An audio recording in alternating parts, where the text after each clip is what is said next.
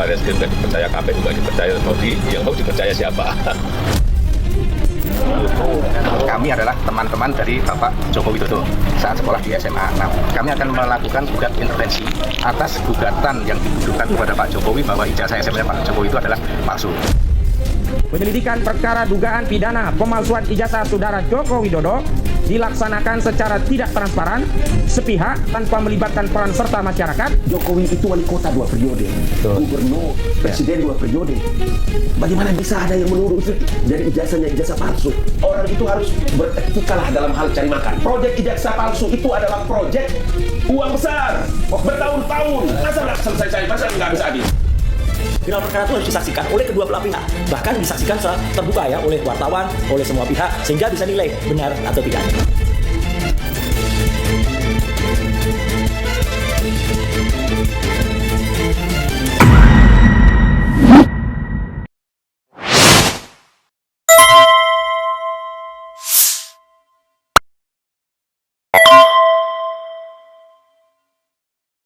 Lebih dari 5 pekan isu ijazah palsu Jokowi yang terus kemudian menjadi polemik, kita dengarkan asli atau palsu, sah atau absah, mengapa isu ijazah begitu menggugah, mengapa pernyataan Universitas Gadjah Mada dan kepolisian bahwa ijazah Jokowi asli tidak menjadi akhir dari semua polemik ini. Kini muncul desakan gelar perkara terbuka. Bisakah itu terlaksana? Proses hukum nanti akan berakhir seperti apa? Banyak pertanyaan yang belum terjawab. Saya Aiman Wicaksono, inilah Rakyat Bersuara. Saya akan langsung memanggil narasumber saya. Akan saya panggilkan Sekjen Relawan Jokowi, Bung Muhammad Rahmat. Iya. Apa kabar, Bung? Terima kasih. Silakan. Terima kasih. Lalu saya panggilkan kembali Bung terlapor sekaligus pakar telematika, Bung Roy Suryo. Selamat malam, Mas Roy. Malam Mas. Oke, bawa apa hari ini? Ya jawabannya kenapa UGM nggak dipercaya? UGM-nya asli atau palsu? Maksudnya apa? Nanti coba kita lihat. Nanti ada oke. penjelasannya. Oke. Kemudian Bung Edi Hasibuan, Direktur Eksekutif Lem Kapi. Apa kabar Bang Edi? Wah, ini kawan lama saya. Silakan Bang Edi. Lalu saya panggilkan terlapor juga pegiat media sosial, Dr. Tifa Uziatia Suma. Saya dikenal dengan Dr. Tifa. Apa kabar Dr. Tifa? Iya, terima kasih. Terima kasih Mas Aiman, Sini, saya Dr. diundang Tifa. lagi. Terima kasih juga kembali. Saya akan panggilkan praktisi hukum, Bung Pitra Romadoni. Silakan Bung Pitra. Terima kasih, Bang Aiman. Dan selanjutnya Bung Ahmad Hosinuddin, pengacara Roy Suryo CS. Wah, pendukungnya banyak. Assalamualaikum. Waalaikumsalam warahmatullahi wabarakatuh. Dan nanti akan ada Mbak Kurniatri Royani, pengacara Dr. Tifa. Oke, baik. Dan juga Pak Bambang Surojo, teman SMA Pak Jokowi. Saya bisa panggilkan mungkin, ada di Zoom, Pak Bambang. Selamat malam, ya. Selamat malam. Mas Aiman. Ya. Baik, saya langsung ke Pak Bambang ya. Ya. Pak Bambang, Anda datang ke rumah Pak Jokowi, betul ya? Iya, betul. Ya. Anda marah karena Pak Jokowi diperlakukan seperti itu, padahal ijazahnya asli. Tapi Anda, saya konfirmasi dulu, Anda teman SMA ini ya? Saya teman SMA. Betul. Teman sebangku, oke. Apa yang Anda mau sampaikan di sini? Anda datang ke rumah Pak Jokowi dan Anda bahkan melakukan apa? Gugatan intervensi. Iya, betul. Oke, bisa Anda ceritakan? Oke, jadi saya mengkoreksi bahasa bahwa saya marah, itu bahasanya saya tidak marah. Oh, tidak Saya marah, oke. marah. Baik. Cuma saya pada saat itu tanggal 8 Ya. Mei 2025 pagi, saya sowan ke Pak Jokowi menyangkut tentang tuduhan Pak Jokowi yang dituduh mempunyai ijazah palsu SMA 6. Oke, Nah, SMA di situ ya? saya Oke. ya SMA 6, betul, SMA 6. Saya saat itu minta izin kepada Pak Jokowi, Mas Joko, apakah saya diizinkan akan melakukan gugat intervensi.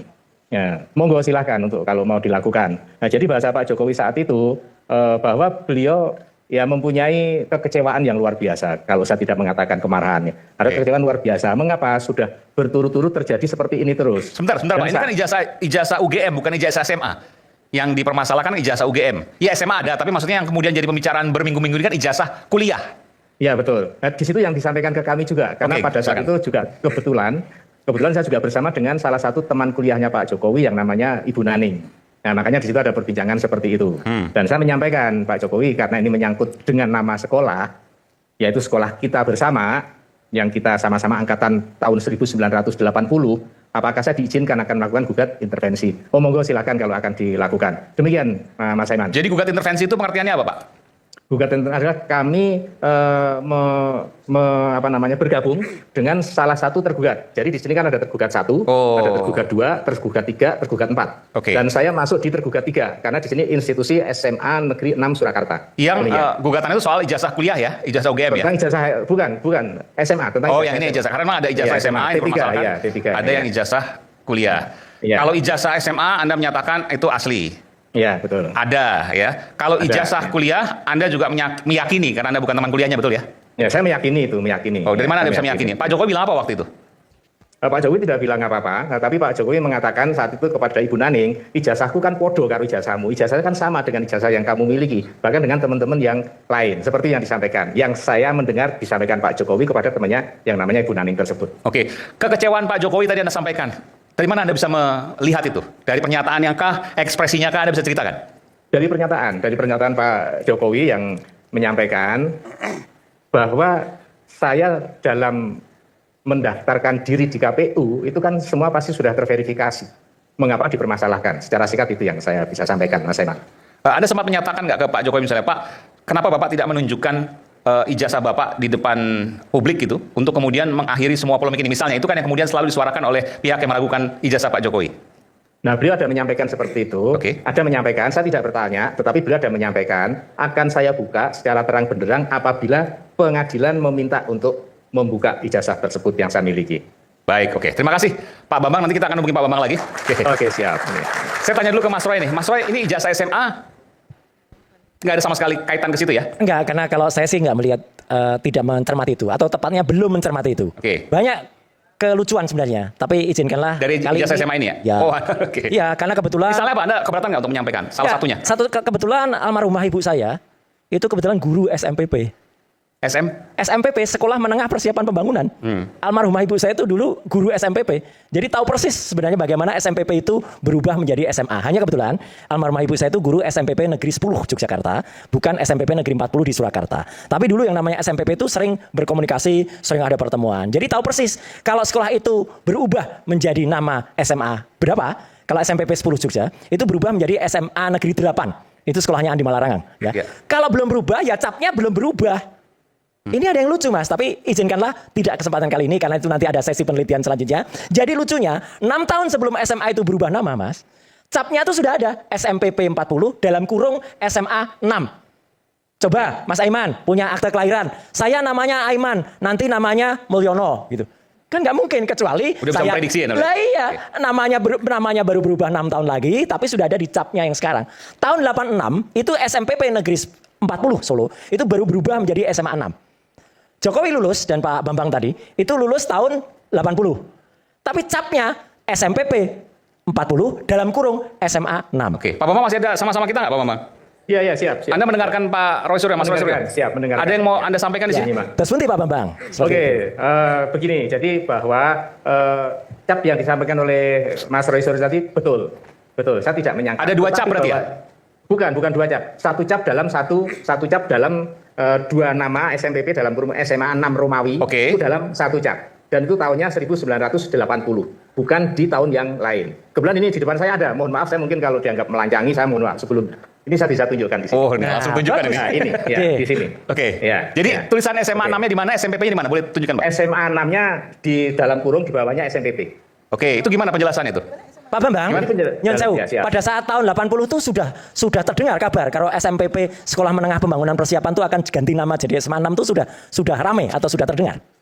Itu kami sebagai siswa, kami tidak masuk di ranah itu. Karena ranah itu adalah ranahnya Dinas Pendidikan dan Kebudayaan. Ya, pada saat itu namanya Dinas PDK.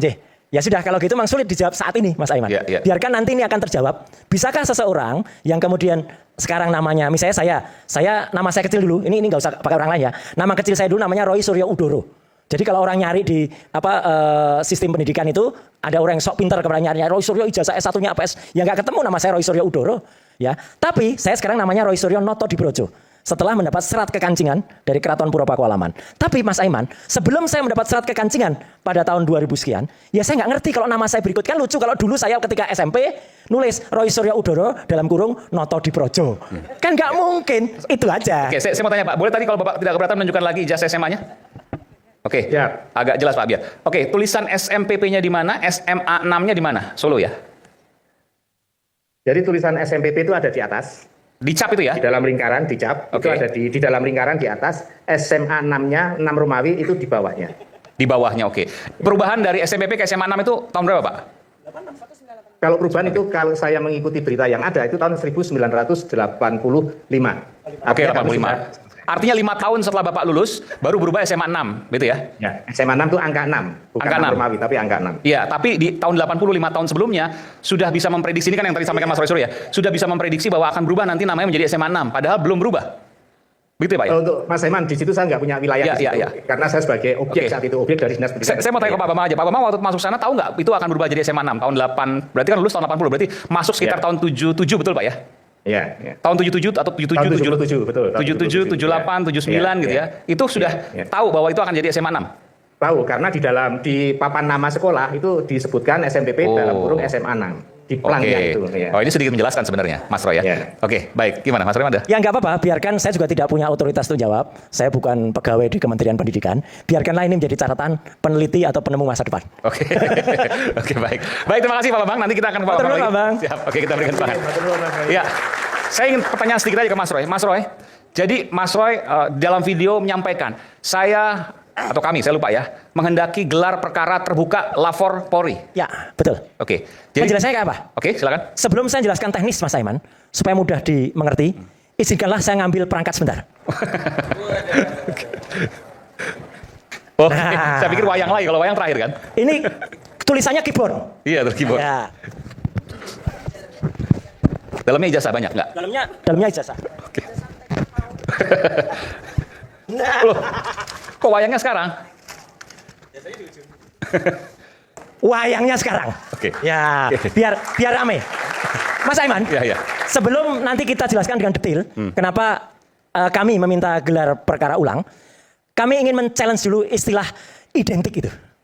Jadi Oke. identik, karena kan Mabes Polri kemarin kan menunjukkan ijazah Joko Widodo dengan nomor 1120 identik dengan 3 pembanding yang lainnya. Nah, sekarang saya tanya dulu sekarang kepada masyarakat. Ini ada 2 wayang. Ada yang tahu ini namanya siapa? Petro, betul. Apakah antara Petro ini identik? Enggak, beda warna kok. Beda warna kan? Iya. Nah, berarti jelas. Yang namanya identik itu ada perbedaan itu bukan identik. Oke, sekarang ini khusus ini. Pertama kali tampil di televisi itu di iNews. Karena lakon ini nggak ada. Lakon ini hanya ada di Rakyat Bersuara. Oke. Petro kembar. Ya. Petro kembar itu tidak menunjukkan negara Indonesia sedang dipimpin raja kembar. Bukan. Inilah identik. Jadi kalau ini namanya identik. Oke. Benar-benar identik. Identik itu cetakannya sama. Plek. Kalau ini ditempelkan begini, ini akan sama persis. Itu yang namanya identik. Warnanya, bentuknya. Warnanya sama, bentuknya sama, mungkin hanya ya sepersekian. Tapi ini kalau ini 100% identik. Oke. Nanti saya akan menjelaskan dengan papan di besar di belakang ya, tapi mungkin nggak sesi ini.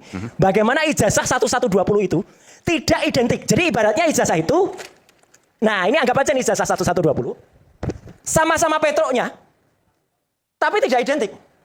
Yang satu Petro ketika masih jadi raja, yang satu Petro ketika kulitnya sudah hitam sekarang. Ada rambutnya sekarang. Ada rambutnya, kulitnya ada hitam-hitam sekarang kulitnya. Bagian mana ada kulitnya, ada hitam-hitam saya nggak tahu ya. Kemudian ada juga. Nah ini Petro cilik. Fufu papa. Nah, ini ada identiknya juga nanti Mas Aiman. Sama-sama ijazahnya nggak jelas ini. Nanti tapi. Nah, ada juga ini. Ini ada yang identik juga. Dia gelarnya semester 6 menikah Mulyono. Nah, SEMM. Nah ini. Nah jadi nanti Mas Aiman itu akan saya terangkan bagaimana kita menjelaskan ijazah yang identik dan ada satu yang namanya novelty. Novelty itu kebaruan Mas Aiman. Kalau Mabes Polri Puslap 4 saja tidak berani menunjukkan ijazah yang diperbandingkan nomor berapa, insya Allah di Rakyat Bersuara kita tunjukkan nanti ijazah yang diperbandingkan yang identik itu nomor berapa. Bumi goncang-gancing, langit gelap-gelap. Nanti Mas Aiman. Oke, kita akan kembali saat lagi tetap bersama kami di Rakyat Bersuara.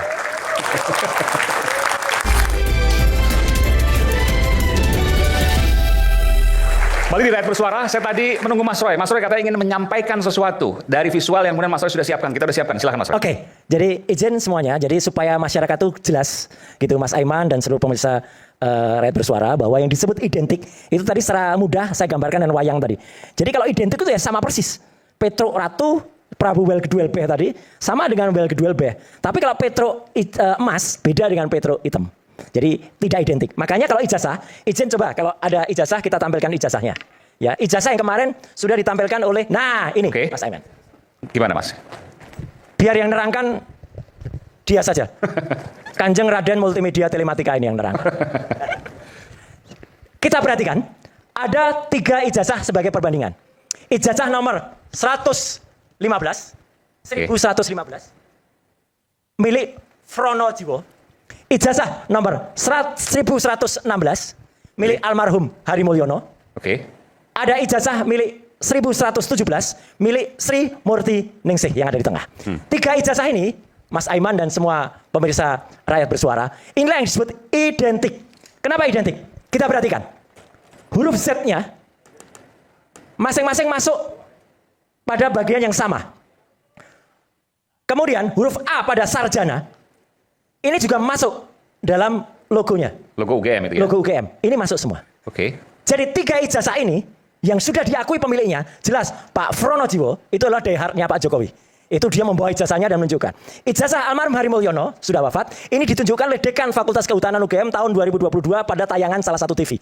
Ya, clear betul. Ini ditunjukkan. Kemudian ijazah Sri Murti Ningsih ini ditunjukkan oleh yang bersangkutan pada saat ketemu dengan beberapa teman-temannya. Jadi ini adalah ijazah-ijazah otentik. Kemudian ini sudah diperbandingkan. Mereka identik, Mas Aiman. Semua sama, posisinya semua sama. Z-nya sama, A-nya sama.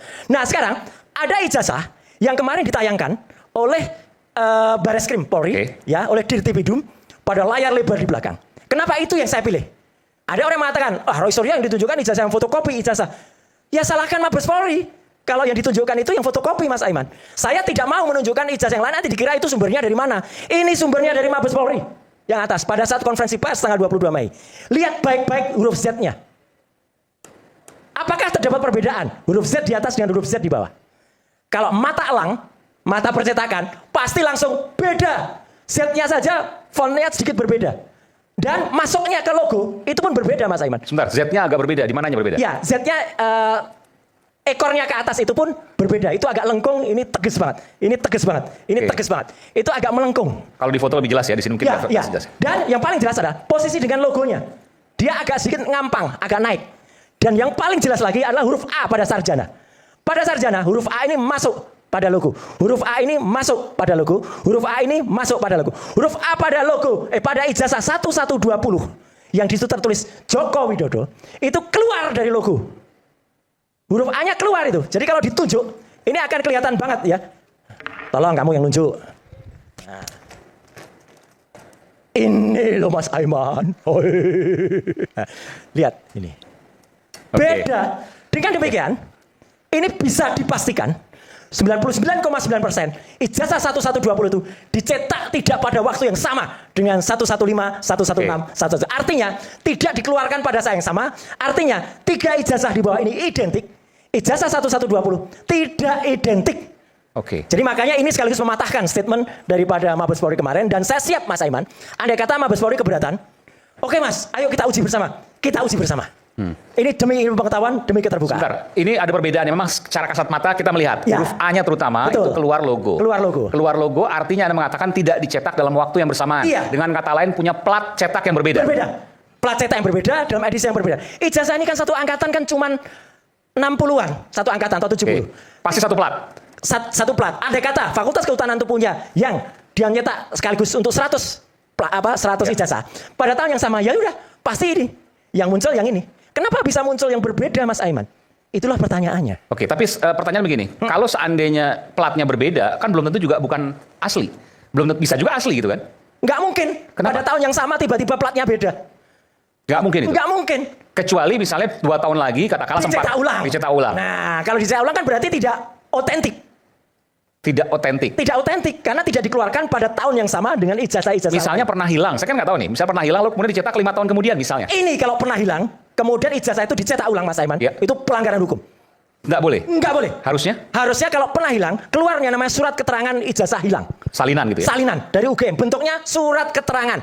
Bukan seperti ini, Pak? Bukan seperti ini. Tidak boleh ijazah itu dicetak untuk kedua kalinya. Oh, walaupun dalam rentang waktu 2 tahun, 3 tahun? Tidak boleh. Tidak boleh? Besok pun nggak boleh. Sekarang ijazah itu dicetak hari ini. Oke. Kemudian tiba-tiba yang satu hilang. Minta lagi dong. Cetak lagi. Pasti beda platnya.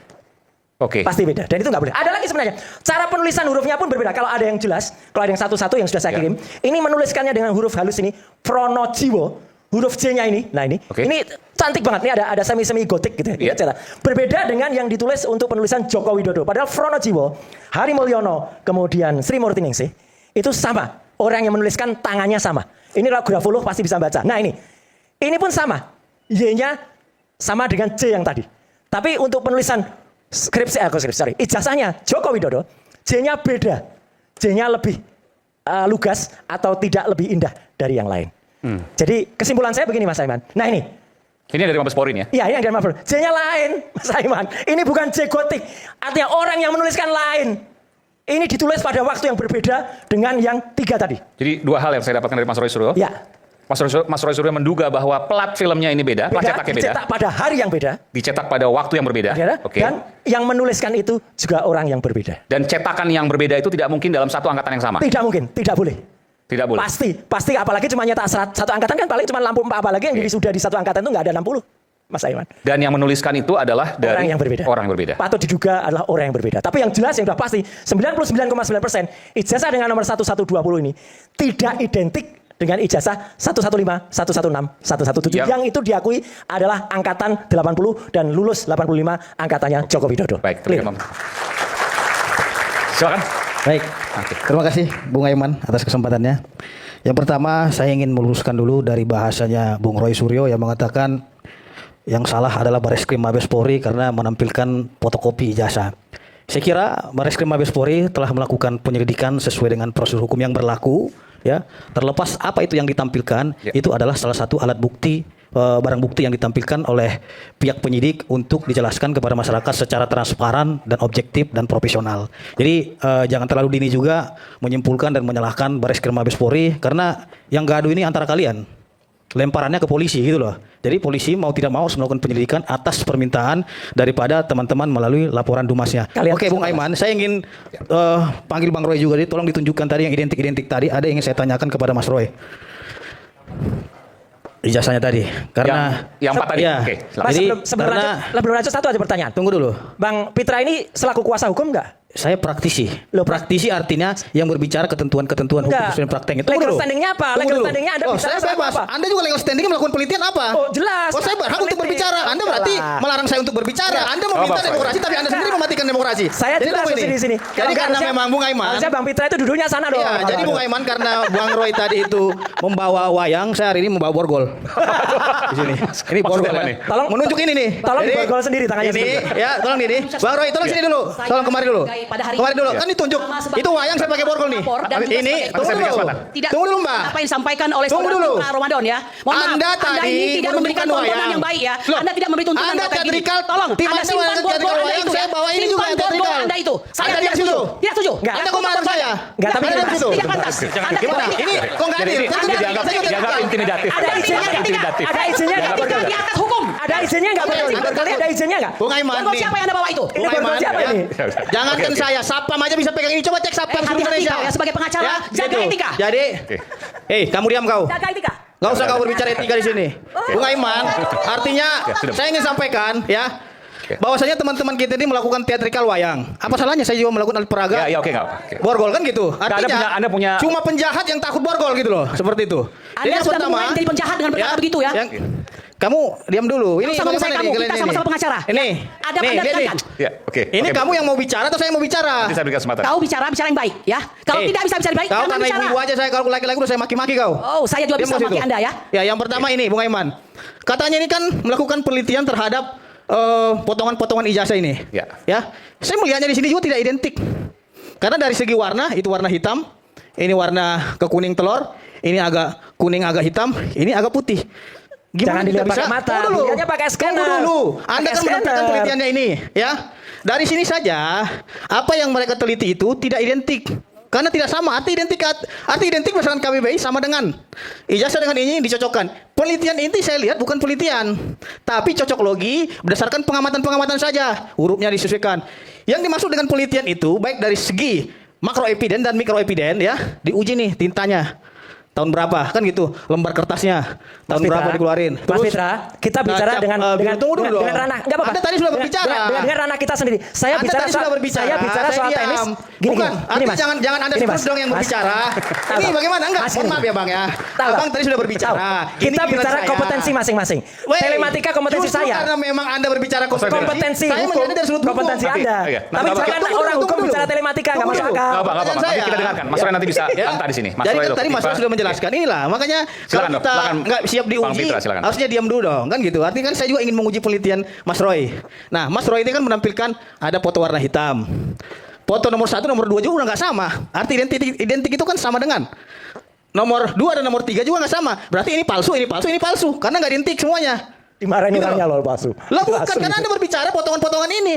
Ada yang ngasih, Nah, ada yang pertanyaan saya begini, scientific crime investigation, hasil laboratorium forensik yang saudara lakukan itu, versi saudara itu mana? Perlihatkan di sini. Kalau ini cuma potong-potongan, saya juga bisa memotong-motong Jadi ini. Saya bilang, maksud ini Anda, nggak sama gitu. ini loh. nggak bisa dibandingkan karena memang tidak identik Nggak bisa, semua. karena Oke. begini Bung Aiman. Meskipun tadi kalau huruf tadi, Anda mau jawab apa tuh Bung Fitra? Nggak bisa. Masalah tulisan-tulisannya tanya ke UGM-nya dong. Mereka yang mencetak, mereka yang nulis. Gitu loh. Nah artinya kalau memang ingin kita meneliti sesuatu itu, telitilah aslinya. Bukan yang didapat dari media sosial. Bagaimana kita menuduh sesuatu itu palsu, padahal aslinya saya kita nggak pegang. Nggak masuk akal tuduhan daripada Bung Roy Suryo gitu loh. Dikit aja, Bang Aiman. Iya. Saya menghormati Bang Loh, Fitra ini selaku. Abang mau nuduh palsu, sedangkan abang aja nggak pernah lihat aslinya. Gimana ceritanya? Saya menghormati Abang tuduh Anda. palsu. Anda selaku lawyer. Bukan, abang tuduh palsu. Iya. Contohnya nih, abang tuduh palsu sepatu saya ini, tapi abang nggak pernah pegang sepatu saya seperti apa. Ini jelas ini ditampilkan oleh Mabes Polri. Pertanyaan saya simpel saja, abang sudah dapat nggak aslinya, sehingga abang bisa menyebutkan Udah, itu palsu. Mabes Polri sudah menunjukkan itu cukup. Aduh, ya Tidak udah. perlu mata ahli, nggak perlu. Tadi abang menyalahkan Gitu. Mabes Polri, sekarang abang bilang lagi menunjukkan Mabes Polri, nggak sinkron. Jadi kalau seandainya ini menurut Bung Mitra nggak bisa dibandingkan, walaupun bisa. hurufnya keluar dari logo misalnya, karena bukan asli, harus asli. Karena berdasarkan penelitian saya detik ini juga, antara foto 1, 2, 3 itu sudah nggak identik, warnanya sudah berbeda,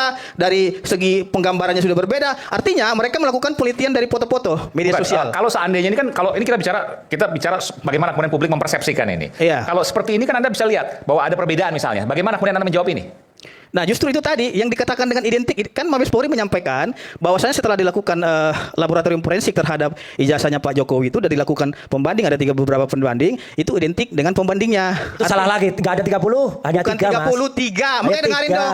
3 saya Ya, bilang, 3. aduh, ini saya bawa Nggak sampai politik lagi nanti 30. marah lagi Bang Roy. Jadi saya bilang ya, dengan hasil laboratorium forensik yang dilakukan oleh pihak Mabes Polri, bahwasanya itu identik dengan pembandingnya. Pertanyaan simpel saya sederhana sekali. Bang Roy kan dengan kawan-kawan melakukan penelitian. Terus yang diteliti fotokopi dengan fotokopi, hasilnya juga kan nggak pasti nggak akan sama gitu loh. Sekarang saya Lain tanya halnya, Bang Fitra, kalau Bang Fitra memang menyangka ini, tahu nggak yang diperbandingkan oleh Mabes Polri itu yang mana? 3 itu, tahu nggak yang mana? kan udah dijelaskan Mabes Polri Lah, yang mana? perbandingannya Nomor ada teman-teman berapa? sesama alumninya sekolah Bukan itu. nomor berapa? 3 itu. Kalau kau tanya nomor itu kan kamu yang berperkara gitu loh. Makanya Artinya itu. apa? Kita Kan menguji nggak daripada ngerti. penelitian kau dulu. Kalau nggak ngerti ya udah. Bukan nggak ngerti. Kalau nggak ngerti ya Artinya udah. kau juga jangan menampilkan yang membuat masyarakat bingung gitu loh. Ini jelas. Yang mana? Orangnya Sama nggak? Contoh deh. Pak, coba Pak, kasih kacamata dulu. Sama nggak warnanya itu ijazah nomor Tambah. 1, 2 dan 3? Oke, kita kembali lagi. Isu Minum hangat kopi kan dulu. dulu. Minum kopi. Apalagi kalau kita Minum tidak bisa kopi mencerna dengan cermat. Jangan lupa secangkir kopi yang hangat dan nikmat untuk menemani kebersamaan dalam program Rakyat Bersuara bersama saya Aiman Wicaksono. Kita akan segera kembali saat lagi.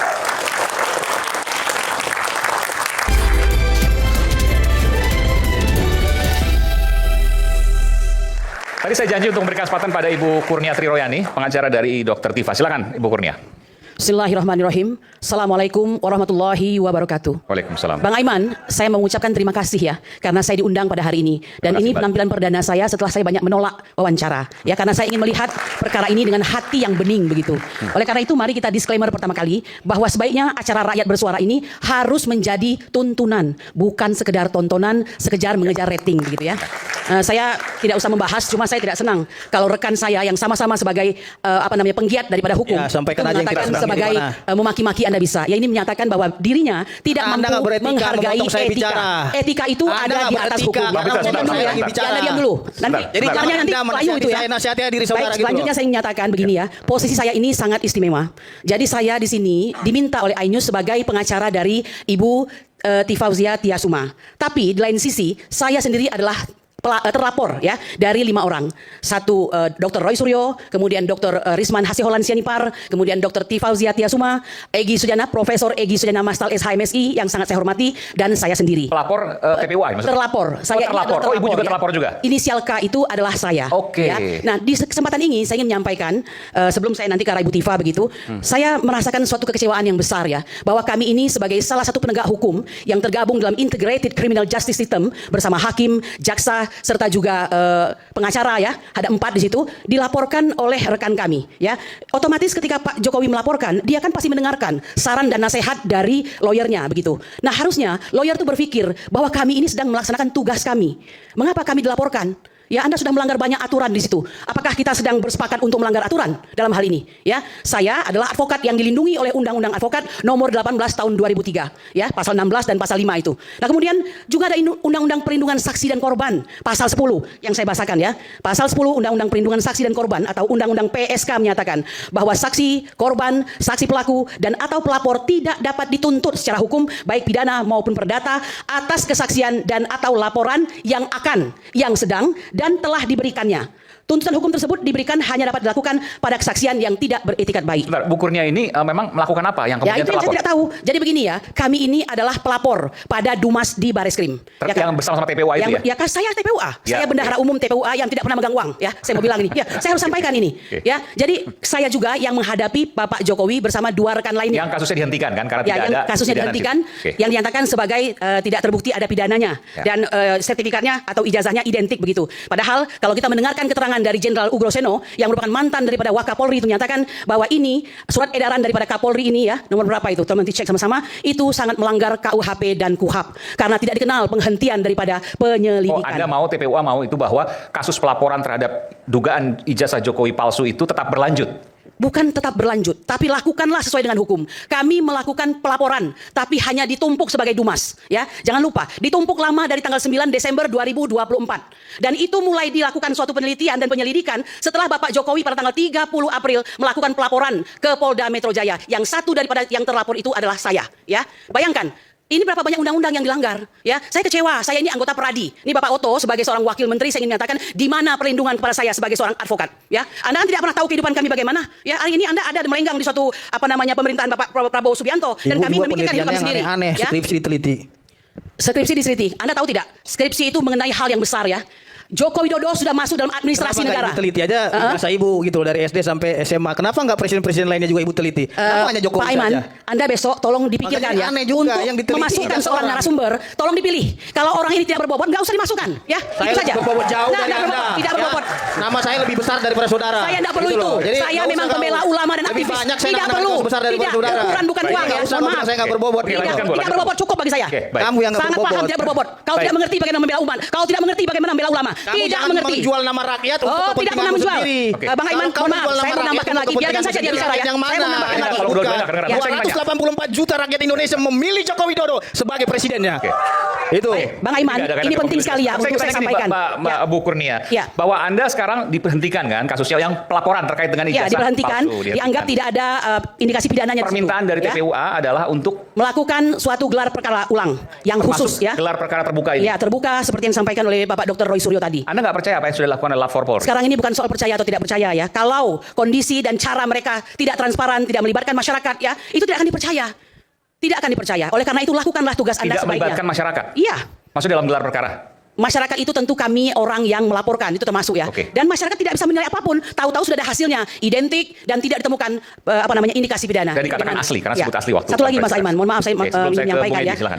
Mengapa saya katakan tadi ini harus menjadi tuntunan bukan tontonan? Kami banyak menerima fitnah di mana-mana ya. Jadi kami dilaporkan sebagai pencemaran nama baik dan fitnah, tapi di luar sana orang-orang yang berdiri di sisi Pak Jokowi ini luar biasa podcastnya, menyatakan bahwa ada bohir-bohir ya, ada orang-orang yang membiayai kami, kemudian kami disebut sebagai kurcaci dan segala macam itu ya. Saya ingin mengatakan ya, demi Allah ya, saya pengacara umat, tidak pernah menerima satu peser pun. Dan ketika kami berangkat ke Yogyakarta dan Solo, sungguh-sungguh uang kami sendiri, ya, membayar ongkos dan bukan berbus-bus, hanya satu bus. Anda bayangkan isinya siapa? Nenek-nenek, ibu-ibu, bapak-bapak yang sudah tua. Mengapa? Karena cinta kepada negeri ini, ya. Jadi saya mohon maaf, memang saya tunggu pembicaraan ini. Saya Gitu. tergoda untuk menanyakan, Ya. kenapa kemudian energinya begitu besar untuk mengejar ijazah Pak Nah, Jokowi? baik, itu ada penjelasannya. Perlu Anda ketahui ya, ini tulisan dari Profesor Dr. Egy Sujana Mastal SHMSI, Presiden TPUA. Ya, beliau menyatakan begini. tidak diberlakukannya pasal 14 dan 15 Undang-Undang Nomor 1 Tahun 46 membuktikan secara sah hukum bahwa putusan banding tidak ada hoak, tidak ada fitnah, berita bohong yang menghebohkan itu. Anda perlu tahu, Bambang Trimulyono dan Gus Nur itu dihukum 4 tahun penjara pada level banding dan kasasi ingkrah ya. Sementara di pengadilan tingkat 1 ya di Surakarta itu mereka dihukum karena dikatakan menyebarkan hoak ya, sehingga dihukum 6 tahun dari tuntutan dan dakwaan jaksa maksimal 10 tahun ya. Kalau begitu, kalau tidak terbukti dan tidak pernah ditampakkan ijazah asli itu, bagaimana bisa menghukum seseorang sedemikian rupa? Tidakkah ini sangat zolim? Jadi kalau Anda tanya, betapa luar biasa energi? Ya, energi luar biasa. Hampir 10 tahun ini rakyat menderita. Ya, saya mau katakan bukan satu-satunya ini perkara yang saya tangani. Semua tidak berbayar. Ya, pada saat ulama-ulama kami dikriminalisasi, bahkan termasuk saya membela juga Jenderal Napoleon Bonaparte, bukan untuk urusan yang korupsi, tetapi urusan ketika beliau ada masalah dengan pelecehan agama oleh seorang yang telah menghina daripada Nabi Muhammad SAW. Ya, banyak sekali. Dan jangan lupa, kami ini bukan kali ini sedang berjuang ini.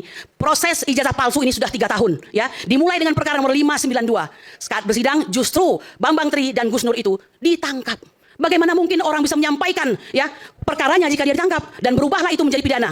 Ya, yaitu di Surakarta dengan perkara nomor 319 dan 318. Disitulah dimulai semua pertarungan yang luar biasa. Tidak mampu 30 saksi menunjukkan bahwa ijazah Jokowi itu ada. Yang ini bukan ijazah UGM ya, tapi ijazah SD, SMP, dan SMA. Anda maju punya energi besar karena Anda melihat ada ketidakadilan. Oke. Hukum itu adalah alat keadilan, bukan alat kekuasaan. Demikian. Oke. Nanti saya akan ke Bung Edi. Selepas jeda kami akan segera kembali. Tetap bersama kami di Rakyat Bersuara.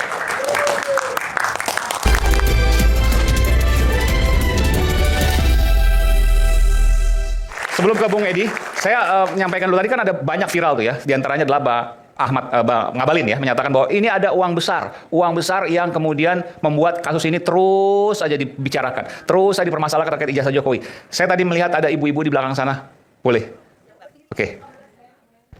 Ada mikrofonnya, silakan. Bu, Anda mau membantah apa yang disampaikan oleh Pak Ngabalin? Oh iya, sangat. Silakan. Sangat mau membantah. Apa? Pak Ngabalin, ini emak-emak yang kemarin ke Jogja Sulu. Kalau dibilang nenek-nenek tadi, benar memang. Dan kami bayar sendiri. Patungan 300.000. Kalau ada duitnya, mungkin kami naik pesawat. Betul nggak? 300.000 naik apa itu? Bus. Naik bus? Nyewa. Sewa bus? Iya. Berapa orang? Busnya kapasitas 45, tapi di dalam 53. Oke. Jadi ada yang duduk pakai bekas-bekas spanduk. Berapa jam tuh? Sekitar 7 jam, 8 jam mungkin? Yang perjalanan kan ada di Hambat sekitar 5 jam tuh, di kilometer 185. Sempat nginap juga di sana? Nginap semalam di Solo. Berarti lebih dari 300.000 dong tuh? Pokoknya kami ini patungan. Nah, saya mau tanya. Bentar, Ibu kok sebegitu pengennya sih ke sana nanyain ijazah Pak Jokowi, kenapa? Bang, tolong berdiri tuh. Nah, kami ini masuk dalam tim pemburu ijazah Jokowi. Iya, kenapa? Kaosnya di Kenapa? Oke. Kaosnya menarik itu kaosnya tuh. Mas Iman, saya seorang ibu dengan 2 anak. Usia berapa Bu sekarang? Boleh tahu? 53. Yang lain-lainnya sekitar berapa Bu? Ya, 50, 60. 50. Iya. Ada yang 60 juga? Ada yang 60, di atas 60 ada. Ibu berapa? 65. Maju sebentar Bu. 65. Ah. Oke. 65 tahun. Betul. Oke, kenapa? Kami punya anak, kami punya cucu. Kami tidak mau 50 tahun ke depan mereka buka buku sejarah, ada sejarah di Indonesia presidennya ijazahnya palsu.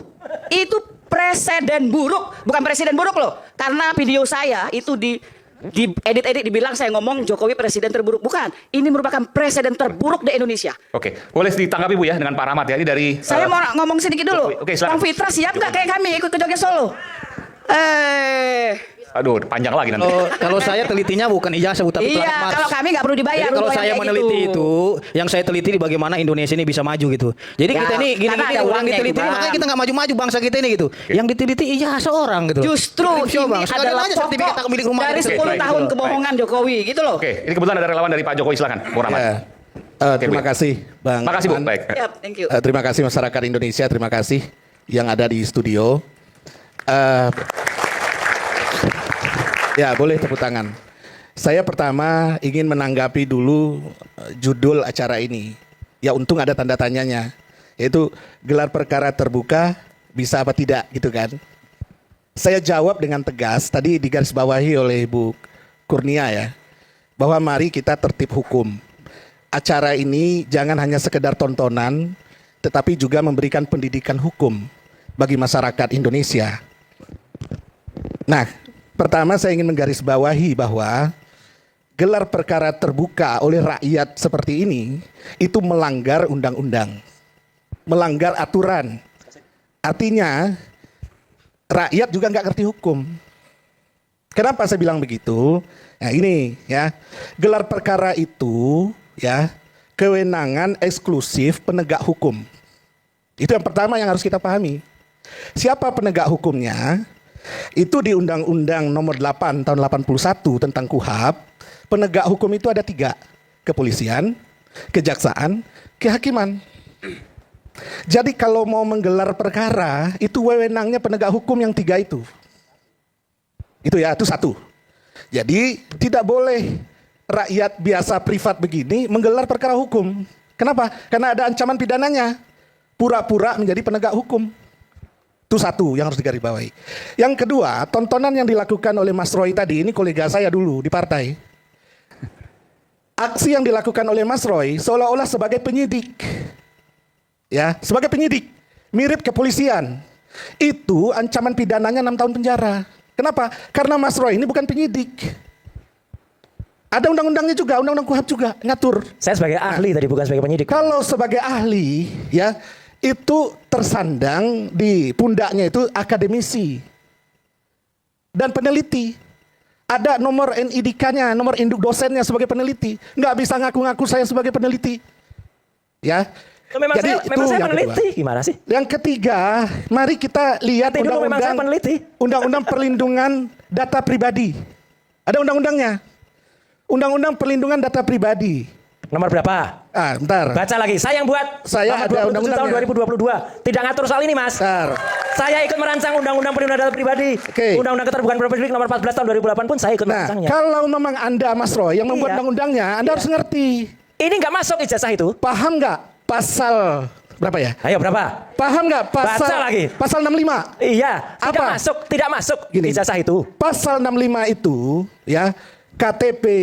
KTP masuk. Kalau KTP masuk karena ada NIK-nya, itu bisa digunakan ijazah, untuk dokumen-dokumen pribadi itu masuk di dalam perlindungan data pribadi. Tidak, Mas. Yang seseorang itu ya berhak demi hukum untuk melindungi datanya itu.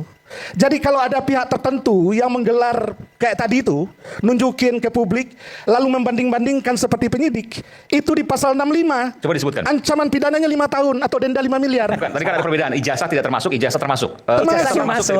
Coba mana kalimat ijazah di situ? Tidak ada kalimat ijazahnya. Mana kalimat ijazah di situ? Kalimat ijazahnya mana, Mas? Data pribadi. Data ijazah nggak masuk data pribadi. Data pribadi. Ijazah itu data pribadi tidak. Tidak. Gini. Tidak. Gini ya. Baca undang-undang aja nggak bisa. Jadi gini aja. Apa yang di sebelum lebih jauh ya, karena hobinya nampaknya selalu mengancam-ngancam ini. Coba dicek lagi itu undang-undang itu kan data spesifik dan data umum. Iya, saya lanjutkan dulu. Spesifik dan data umum. Salah. Jadi begini, di dalam ini saya tambahkan ya. Saya belum selesai nih. Di dalam mengenai data pribadi itu lebih spesifik itu masuk dalam Undang-Undang Nomor 24 Tahun 2013 tentang administrasi kependudukan. Itu diatur terkait dengan data perseorangan namanya. Data perseorangan itu KTP masuk, Mas. Tunggu dulu ya, data perseorangan itu di huruf I, J itu terus nama lengkap ya, tempat tanggal lahir ya, baru pendidikan terakhir. Ada disebutkan di situ pendidikan terakhir dalam Undang-Undang Nomor 24 Tahun 2013. Jadi kalau memang ada nama seseorang, nama lengkap seseorang dan nama tempat tanggal lahirnya ditulis dalam suatu dokumen itu masuk dalam kategori termasuk ijazah dokumen perseorangan. Iya, pendidikan terakhir tadi. Ya, nanti diuji aja. Kan penyidik nonton ini acaranya. Ya, nanti penyidik akan wewenangnya penyidik ya untuk mengevaluasi acara ini, apa yang distatementkan oleh Mas Roy itu nanti akan jadi bahan juga oleh penyidik, apakah ini mengungkap data pribadi atau tidak, karena ada undang-undang perlindungan data pribadi. Jadi ketika Pak Jokowi ya tidak menunjukkan ijazah yang asli, itu haknya seseorang dan dilindungi oleh undang-undang. Jadi tidak boleh rakyat atau sekelompok orang mendorong-dorong untuk menunjukkan data pribadinya. Karena itu privasi yang dijamin oleh undang-undang. Untuk orang biasa, tapi kalau untuk pejabat publik tidak berlaku, Mas. Nah, berlaku Undang-Undang Dasar 1945 pasal 28F, orang itu berhak mengemukakan pendapatnya. Ini pendapat. Jangan salah, justru di Undang-Undang Dasar 45 itu ada di pasal berapa ya? Nah, berapa lagi? Baca di pasal 28D ayat 1 itu ada jaminan. Ada jaminan terhadap setiap warga negara sama kedudukannya di mata hukum. Jadi kalau Anda menyebut Pak Jokowi ada pengecualian karena dia presiden, nggak bisa. Undang-Undang Dasar menjelaskan itu. Ada undang-undang, Mas, nomor 14 tahun 2008. Keterbukaan informasi publik. Clear banget. Di pasal 17. Nggak, bukti. Ini tidak termasuk. Itu sudah loud and clear. Di undang-undang apa? keterbukaan informasi publik. Ijazah tidak termasuk. Tidak, karena yang termasuk di situ adalah itu dikecualikan. Jadi itu yang dikecualikan apa saja. Di situ termasuk misalnya kalau KTP ya, karena dalam naskah akademiknya Ijazah dikecualikan. tidak masuk di situ. Karena tertulis. itu tidak ada data pribadi yang bisa menggunakan atau digunakan untuk kepentingan yang berbahaya. Ya, Kecuali ada Mas nama Roy boleh keterbukaan aja itu. dia bilang, ya kan di forum ini. Ini ya, naskah wajib akademik, dong. Mas. Ya wajib dong ngasih tahu ke masyarakat. Loh, kan. sudah, Kalau dia makanya bilang saya bahwa kasih bukan tahu. data. Naskah Tapi nanti akademik. lihat aja di proses hukum di kepolisian, ya kan, proses di pengadilan, jalani aja prosesnya, ya kan. Prosesnya ini jalanin aja. Ya, tergantung. Jadi Anda berkuar-kuar Penyidiknya bisa baca ke undang-undang publik, atau enggak. Gitu. Itu aja. Pura-pura menjadi penyidik itu sudah melanggar aturan juga. Siapa yang pura-pura jadi Ya. penyidik konyol ini? Oke, baik. Oke. Saya ke Bung Edi sebut. Pura-pura jadi penyidik itu yang bawa borgol tadi. Ini saya lihat panas sekali nih. Ada yang bawa apa? Wayang. Ada yang bawa Borgol. Borgol Itu sampah simbol masih karena saya nggak bawa tongkat.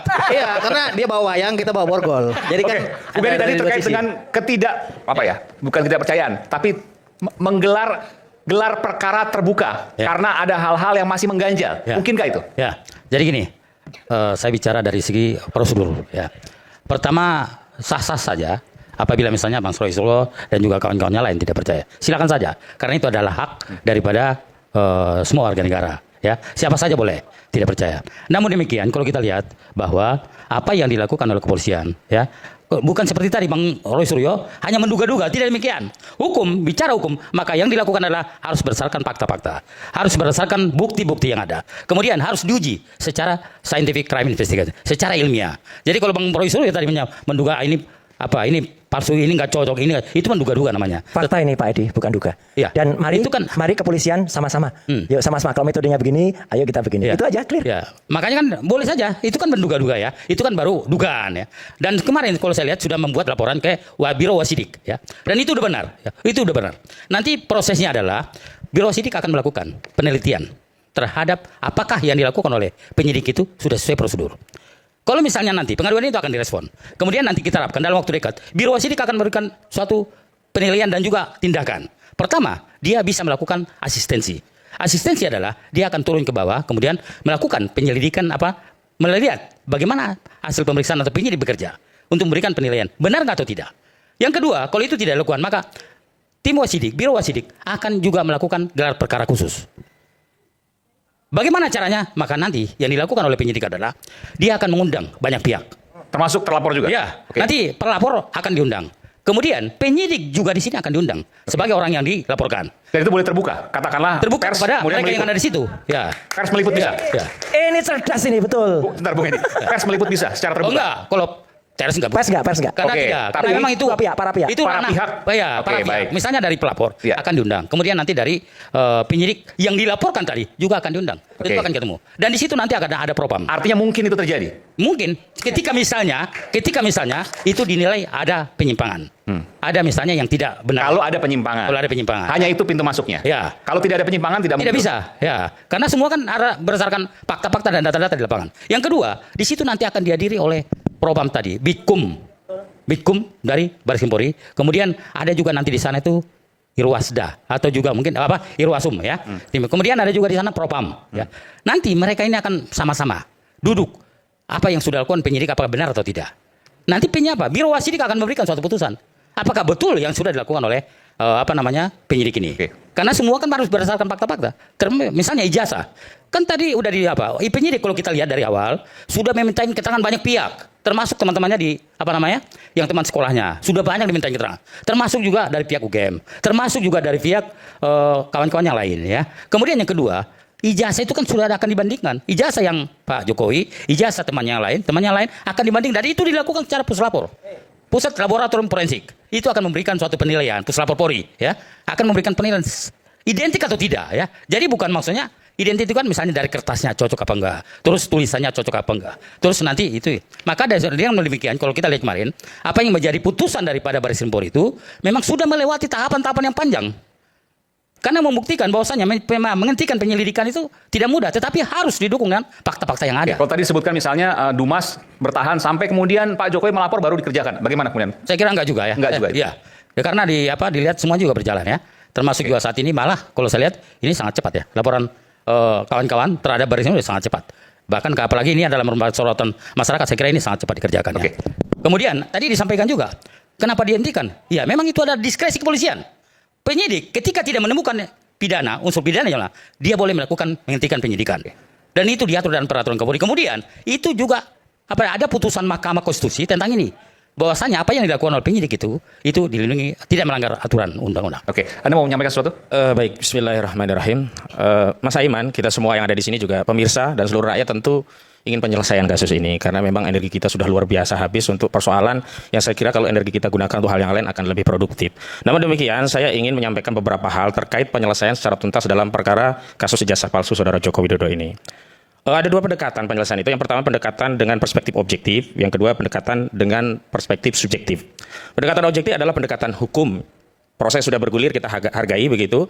Dan saya ingin tegaskan, hari ini tidak bisa mendeklar sebuah produk itu asli dalam hal ini ijazah Saudara Joko Widodo sebelum ada putusan pengadilan yang berkekuatan hukum tetap. Artinya, terlepas Bareskrim sudah mengeluarkan statement bahwa itu identik, atau sebelumnya sudah ada media yang menyatakan, oh melihat asli, kuasa hukum ditunjukkan, oh itu asli, kemudian UGM menyatakan itu asli. Ini semua nilainya tidak punya kekuatan hukum mengikat karena kasus ini sekarang sudah masuk ranah pro justisia. Sehingga seluruh dugaan tindak pidana itu hanya bisa kita tetapkan bahwa ini adalah benar atau ini adalah salah setelah ada putusan pengadilan yang berkekuatan hukum tetap. Itu yang pertama. Yang kedua, pendekatan objektif tadi sudah dilakukan pada dua perkara. Pertama perkara di Bareskrim, Dumas yang dilakukan oleh TPUA yang dilayangkan 9 Desember 2024 dan baru ditindaklanjuti setelah ada laporan Saudara Joko Widodo di Polda Metro Jaya 30 April 2025. Ini yang kemudian menurut kawan-kawan dan saya juga melihat ini adalah tindakan yang terlalu lama dan bahkan tindakan pemanggilan Saudara Rizal Fadilah 6 Mei itu baru terjadi setelah ada laporan di Polda Metro Jaya. Dan ingat, ini Dumas, bukan LP. Artinya apa? Kalau tadi ada persoalan di Biro Wasidik dan nanti kalau ada kejanggalan akan ditindaklanjuti, justru ini yang kami tunggu. Karena 26 Mei yang lalu kami sudah mengajukan permohonan gelar perkara khusus. Jadi nomenklaturnya memang bukan gelar terbuka ya. Gelar perkara khusus dan ini ada dasar hukumnya, Bung. Jadi kalau tidak tahu atau tidak paham norma, lebih baik jangan bicara. Ada dasar hukumnya. Saya lanjutkan. Dasar hukumnya adalah ada peraturan Kapolri nomor 6 2019 terkait. Sebentar, saya tadi tidak memotong Anda. Iya kan, dulu. Kan saya boleh jawab dong. Saya tidak bertanya kepada Anda, saya sedang menjelaskan. Ada Perkapolri nomor 6 Kalau saya nggak boleh jawab gimana? Saya tidak bertanya kepada Anda, saya sedang menjelaskan. Tadi boleh forumnya kan? Saya sekarang tidak. Langsung dijawab. Sekarang nggak boleh dijawab. Saya ingin tuntaskan dulu. Gimana? Nanti saya berikan kesempatan nanti. Baik, ada Perkapolri nomor 6 tahun 2019 tentang penyidikan perkara pidana. Dan di pasal 31 junto 33 Perkapolri tersebut diatur bahwa gelar perkara ada dua. A. Gelar perkara biasa, B. Gelar perkara khusus. Kemudian di pasal 33 diatur gelar perkara khusus itu terkait apa? Di antaranya kalau ini ada melibatkan masyarakat yang terkait dalam hal ini adalah TPUA. Dan atas dasar Perkapolri itulah kami mengirimkan surat 26 Mei yang lalu ke Biro Wasidik Mabes Polri yang sampai hari ini belum diberikan respon. Dan saya tanya Pak Kapolri, tolong segera direspon. Saya lanjutkan. Kalau kita bicara tentang ada nggak kejanggalannya? Kejanggalannya saya jelaskan demikian. Statement dari Mabes Polri melalui Direktur Tindak Pidana Umum Brigjen Johandani Rahardjapuro itu melanggar tertib dalam proses penyelidikan dan penyidikan perkara pidana. Saya jelaskan demikian. Kalau kita bisa bicara penyelidikan itu baru meneliti apakah sebuah peristiwa itu ada pidananya atau tidak. Kalau penyidikan baru proses pengumpulan barang bukti ya, termasuk keterangan saksi dalam rangka untuk mencari siapa nanti tersangkanya. Itu yang disebut penyidikan. Tapi kami membaca ini ada modus operandi untuk menyelamatkan Saudara Joko Widodo melalui proses penyelidikan ini. Kenapa? Baru penyelidikan yang rekomendasinya itu hanya pada pro justisia atau tidak, diterbitkan LP atau tidak, ini sudah melangkah jauh.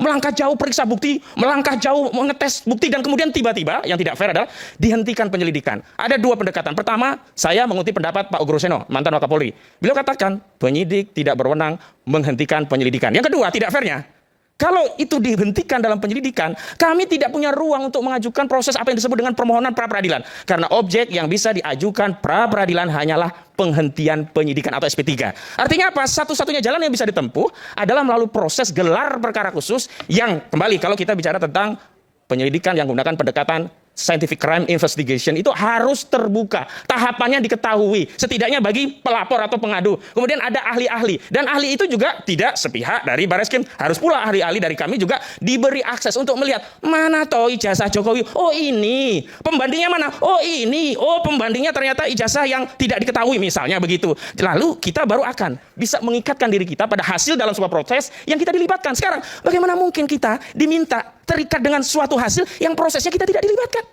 Bagaimana mungkin rakyat meyakini proses itu bisa dipercaya, sementara yang ditampilkan yang sebelumnya dipersoalkan katanya hanya ijazah fotokopi, Pak Roy katanya fotokopi dan seterusnya, yang tampilkan Baris Krim hanya apa? Fotokopi. Saya lanjutkan. Oke, itu yang pertama. Yang kedua, jangan terlalu lama, saya juga. Nanti saya berikan kesempatan. Sebentar. Oke, dari satu poin itu nanti saya berikan kesempatan lagi. Nah, Anda mau jawab apa? Iya. Jadi gini. Anda pernyataan tadi. Nanggapin. Oke. Jadi gini, apa yang dilakukan oleh kuasa hukum, oleh Mas Roy Suryo dan lain-lain, silahkan saja berbantah-bantahan itu, berargumentasi, menyampaikan bukti-bukti yang kuat seperti itu di forum hukum, bukan di publik. Jadi kalau ini kan acara berpendapat diundang di forum publik, kami menjelaskan kepada kalau publik. menyampaikannya di publik bukan di forum hukum, itu tandanya tim ini nggak mampu berhadapan di forum itu persepsi. hukum. Itu loh. Jadi silahkan Kami ajukan di forum hukum juga, Mas. Berjuang di forum hukum. Jadi begini, justru kami meminta Kepala Biro Pengawas Penyidik Mabes Polri tolong tindak lanjuti permohonan gelar perkara khusus sesuai dengan Perkapolri. Maksud saya begini, jika Anda tidak terikat dengan statement kami, karena kami yang memohon, tapi Kapolri telah mengeluarkan Perkapolri nomor 6 2019. Sehingga kalau penyidik sendiri tidak terikat dengan aturan internal penyidik, bagaimana masyarakat diminta untuk taat dari hasil sebuah proses yang penyidik itu sendiri tidak mengikuti proses yang ada di penyidik. Saya masih percaya. Dan hari ini statement ini tidak bernilai karena bukan perwakilan dari penyidik, bukan perwakilan dari saya nggak Mabes bisa Polri, berdebat sehingga tidak seperti punya nilai itu. begitu. Jadi kita ngomongnya itu saling mendengarkan gitu loh. Jadi kalau berdebat itu suaranya publik juga nggak bisa dengar. bentar. Jadi gini. Iya. Saya dulu Bang, saya dulu. Singkat aja nanti soal hukum ini. Lucu satu pihak aja saling rebutan. Satu kubu aja udah akur. Pengacara semua rakyat masih yakin bahwa polisi itu adalah penegak hukum yang dilindungi oleh undang-undang dan negara.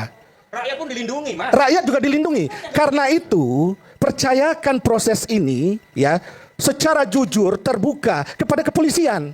Jadi kalau Anda pengacara menggiring opini publik seolah-olah tidak percaya kepada kepolisian, itu bahaya. Bahayanya di mana? Kami cuma ngomong. Gitu loh. Yang bahaya Jadi, itu proses yang tidak transparan, yang hasilnya tidak kredibel, tidak akuntabel, dan itu yang dipaksakan untuk dipercayai publik. Kasus Joshua Huta Barat itu bukti ada penyimpangan di Mabes Polri. Oke, artinya kalau ada sesuatu yang di-challenge, jangan nakal dong. Masa nggak mau ditahan? Kita kembali saat lagi nanti saya akan mendengarkan jawaban dari Bung Edi. Lepas tidak mendengar.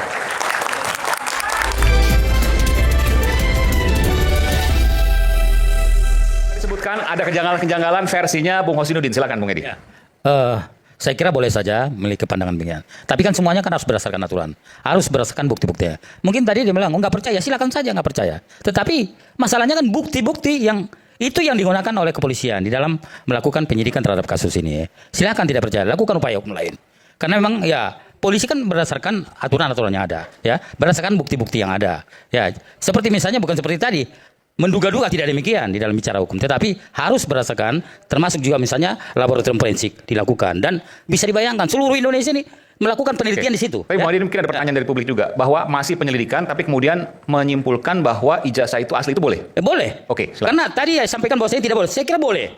Kalau lihat daripada putusan Mahkamah Konstitusi nomor 4 tahun 2022 disebutkan bahwasanya dulu pernah ada kasus di Polda Metro Jaya, kemudian ada penyelidikan, kemudian digugat ke MK. Lalu oleh MK bahwasanya itu sah, tidak ada melanggar. Kenapa demikian? Karena polisi memang memiliki namanya diskresi. Ketika melihat misalnya ini tidak ada pidananya, boleh dilakukan penghentian penyidikan demi kepastian hukum. Kalau memang tidak keberatannya silakan saya, tidak ada masalah. Jadi bukan bela A, bela B, bela Pak Jokowi dan lain sebagainya. Tetapi ini adalah aturan-aturan yang ada. Silakan saya tidak percaya. Oke. Baik, kalau tadi silahkan bawa buktinya. Justru kami sedang mempersiapkan bukti dan sebagian sudah kami kirimkan, dan kami tidak tahu bukti kami diperlakukan seperti apa karena prosesnya tidak transparan, tidak diperlihatkan kepada kami tidak dilibatkan. Karena itu saya tegaskan, kalau memang kita fair, kita bernegara bareng-bareng, tidak memihak siapapun, kita benar-benar mencari kebenaran melalui proses pembuktian. Saya dan kawan-kawan menunggu respon terhadap gelar perkara khusus yang di sana ada kemungkinan bagi kami untuk masukkan itu. Iya, jadi ini bawa bukti dan lain sebagainya, tapi tidak diajak, itu gimana? Kan ini kita buka di sini. Semua itu kan memang misalnya ijazah, ijazah ini asli loh, yang bukan fotokopi seperti tadi yang ditampilkan. Tetapi ini asli ini punya Pak Jokowi dibandingkan dengan ijazah asli yang ada di orang lain. Saya tanya Pak Edi. Kalau memang betul Mabes Polri itu sudah meneliti ijazah asli, kenapa yang ditunjukkan pada saat gelar perkara kemarin itu hanya fotokopi? Itu pertanyaan masyarakat, gitu loh. Karena gini, itu kan bukan untuk kepentingan tapi itu kan untuk kepentingan penyidikan. Harus tidak semua dia harus diperlihatkan kepada masyarakat. Bukti-bukti yang ditampilkan kemarin itu ada pembayaran yang cuma sampai semester 4, kemudian ada blanko untuk pengisian yang cuma sampai sarjana muda. Kami ketika datang ke UGM, yang diberikan, saya pun salut kepada UGM, yang diberikan itu skripsi asli. bukan fotokopi. Kenapa Mabes Polri kemarin itu justru menampilkan fotokopi? Itu masalahnya, gitu lah. Itu aja. Saya kira gini ya. Memang saya kira tidak. Ya, tanya ke Mabes Polri. Ya, Ya. Terus yang kedua, saya kira gini. Saya juga heran ya. Kayaknya masalah ijazah Pak Jokowi kayaknya terus-terusan nih. Saya tidak tahu. Saya nggak tahu apakah ada kaitannya dengan yang sampaikan Pak Ngabalin itu ya. Saya tidak tahu persis. Uang besar. Ya. Wah, itu benar, Pak. Kita tantang sekarang. Ngabalin. Kalau Anda memang tidak bisa membuktikan, saya juga sampaikan. Kita gantung kepala Ngabalin di Munas. Sebentar. Sebelumnya saya tidak meyakini ada uang besar di kasus ini. Tapi begitu Ngabalin cawe-cawe berarti ada uang besar. Dan saya patut duga yang dapat uang besar itu Ngabalin. Oke, Dr. Tifa, silakan Dr. Tifa. Dari tadi menunggu ini. Mohon maaf. Oke, bismillahirrahmanirrahim. Saya mohon untuk tidak dipotong ya, karena apa yang saya sampaikan itu sangat penting untuk rakyat, bukan untuk yang hadir di sini. Ya, ini kesempatan saya untuk bicara. Pertama, persoalan ini kan sangat melelahkan, karena bukan hanya berbulan-bulan ini saja, tetapi 10 tahun. Dengan sebetulnya solusinya sangat sederhana saja. Ya, tidak harus membuat Pak Joko Widodo sakit seperti sekarang. Ya, sampai beliau tidak bisa ikut upacara yang sangat penting, yaitu Hari Kesaktian Pancasila. Saya baru ketemu Pak Jokowi sehat kok.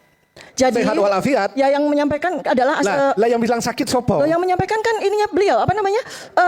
Bukan apa? ADC-nya beliau kok. Coba dong lihat. Saya baru aja ketemu Pak Jokowi sehat. Yang menyampaikan jadi gini, penyampaian informasi ke publik itu jangan sampai salah. Boleh nggak dia diam? Saya itu ingin menyampaikan kepada rakyat, kita sedih ya, ketika Pak Joko Widodo itu sakit kan kita sedih kan? Ya, Pak Jokowinya sehat. Makanya kita Pak Jokowinya tidak berdoa, sakit. mudah-mudahan Pak Joko Widodo sehat. Kemarin waktu Hari Kesaktian Pancasila, upacara yang sangat penting, beliau tidak hadir. Itu kan tentu saja sangat mengagetkan kita semua, karena Ibu Megawati Soekarno Putri saja hadir. Itu sangat tidak lazim pada Hari Kesaktian Pancasila. Itu seorang mantan presiden itu tidak hadir. Padahal itu adalah hal yang sangat penting bagi rakyat Indonesia setelah tanggal 17 Agustus 1945. Ya, nah jadi saya mendoakan di sini secara setulus hati. Mudah-mudahan Pak Jokowi diberikan kesehatan dan kemudian secara sangat sederhana beliau menyampaikan kepada kita semua rakyat Indonesia, 280 juta rakyat ini sangat menunggu. Seperti apa sih ijazah beliau? Seandainya ada ijazah beliau, tentu saja saya ya sebagai alumnus UGM itu sangat bangga. Bahwa ijazah itu akan ditentukan di pengadilan. Saya sangat bangga seandainya mantan presiden kita Joko Widodo itu memiliki ijazah asli dan saya sangat bangga sebagai alumnus UGM. Jadi itu saja sebetulnya. Jadi tidak usah harus mengorbankan oleh perguruan tinggi. Orang dua sudah dipenjara. Bambang Tri, Gus Nur itu sudah dipenjara. Lalu apakah beliau harus menunggu saya, seorang ibu rumah tangga sederhana, seorang perempuan dengan anak-anak harus dipenjara juga? Dan beliau tidak ingin juga untuk menunjukkan ijazahnya. Apakah saya dengan Ibu Kurnia, ya, yang kondisi kesehatan beliau tidak dalam keadaan yang sangat sehat, ya, yang selama ini selalu berbakti sebagai pengacara yang tidak dibayar, beliau harus dipenjarakan juga seperti saya? Rakyat Indonesia supaya tahu, Dr. Tifa, Ibu Kurnia tidak takut dipenjara. Kami banyak meme mengejek, menghina kami. Saya menunggu Dr. Tifa pakai baju Sofi, pakai baju orange, nggak masalah. Kalau seandainya kami bersalah, tidak masalah kalau seandainya kami bersalah. Tetapi yang menyatakan bahwa saya salah atau benar itu cuma selembar ijazah asli saja. Seandainya memang betul ada ijazah asli, dengan senang hati saya pakai baju orange. Dengan senang hati saya masuk lapas, nggak ada masalah. Kalau saya dianggap memfitnah, ibu rumah tangga ini dianggap memfitnah mantan presidennya, perempuan ini dengan anak-anak ini dianggap memfitnah dan mencemarkan nama baik karena beliau ternyata Joko Widodo punya ijazah asli, nggak ada masalah. Saya ikhlas, saya ridho. Saya ikhlas, saya ridho pakai baju orange. Saya ikhlas, saya ridho masuk lapas Pondok Bambu, nggak ada masalah buat saya. Karena yang penting bagi saya adalah kita semua membutuhkan kebenaran. Kita semua membutuhkan kejujuran. Karena anak saya, anak-anak Anda semua rakyat Indonesia butuh diberikan pendidikan kejujuran, butuh diberikan pendidikan kebenaran. Ini mahasiswa-mahasiswa ini membutuhkan kebenaran, membutuhkan kejujuran. Adik-adik kesini kan sangat pengen kan ya, sangat ingin kan ya, melihat ijazah asli Presiden Jokowi, sangat ingin kan. Kenapa Presiden Jokowi? Kenapa? Kalau Anda melihat saya, kenapa? Apakah Anda ingin saya dipenjara? Gak ada masalah Pak, gak ada masalah. Seandainya memang Anda punya ijazah asli dan karena itu saya mesti dihukum, gak ada masalah. Tetapi tolong Pak Jokowi, tunjukkan ijazah asli Anda. Tunjukkan, demi Allah, tunjukkan Pak. Oke. Oh ya. Demikian yang ingin saya sampaikan. Iya, pasti. Ibu ini, ibu rumah tangga ini, perempuan ini hanya karena ingin menegakkan kebenaran mau dipenjara. Budno ikhlas melihat saya di penjara tanpa beliau menunjukkan ijazahnya. Apakah Pak Jokowi juga pengen Bu Kurnia di penjara juga Bu, mohon tanpa maaf, menunjukkan boleh nggak saya ijazahnya? bertanya? Masya Ibu Allah. sejak kapan saya bicara? Saya lihat postingan, boleh nggak saya bertanya Ibu? Sejak tahun berapa Ibu selalu membahas Pak Jokowi? Udah lama saya kira. Sejak sejak beliau menjadi presiden, Bu Tipe ini selalu mengkritisi dan lain-lainnya tentang Pak Jokowi. Dan saya lihat juga di akun X-nya kalau nggak salah ya, semua itu tentang Pak Jokowi mayoritas. Artinya apa? Di dalam kasus ini saya lihat yang memulai gong ini kan terlebih dahulu mereka yang melaporkan, kan begitu? Artinya apa? Mereka yang terlebih dahulu melakukan serangan secara hukum kepada Pak Jokowi. Setelah Pak Jokowi menggunakan hak hukumnya untuk counter attack, ya, untuk membuat laporan balik, mereka merasa dikriminalisasi gitu loh. Melapor apa? Jadi mereka merasa Bang Aiman Wicaksono dijolimi gitu loh. Sangat aneh sekali. Ketika kasus yang mereka memulai, makanya ada suatu pepatah, apa yang kamu mulai, kau yang harus akhiri, kan begitu? Saya boleh jawab dulu kan? Saya dulu dong. Nanti sebentar, Bu. Nanti saya berikan kesempatan. Silakan. Iya. Persoalan ijazah Pak Jokowi, kalau Bu Tifa ingin lihat, ya nanti di pengadilan prosesnya. Bukan sekarang. Ikuti aja prosesnya. Oke. Itu satu, ya. Jadi bukan merayu-rayu ke rakyat, tolong tunjukkan. Katanya mau taat hukum. Mau Bapak zolim sekali sama perempuan. Sama ibu, sangat zolim dengan istilah merayu-rayu. Ya Allah, zolim sekali kepada kami. 55% dari 280 juta rakyat Indonesia itu adalah perempuan. Bapak zolim sekali mengatakan saya merayu-rayu, tidak. Saya sangat sedih. Saya sangat sedih. Sangat buruk loh konotasinya itu. Jadi Bapak harus luruskan gitu. Zolim sekali mengatakan saya merayu-rayu rakyat, bukan. Ya, kalau saya nggak pernah dikasih kesempatan bicara ya susah. Bapak tadi sudah bicara 40 menit. Cukup. Nah, sekarang saya lanjutkan. Ya, saya lanjutkan.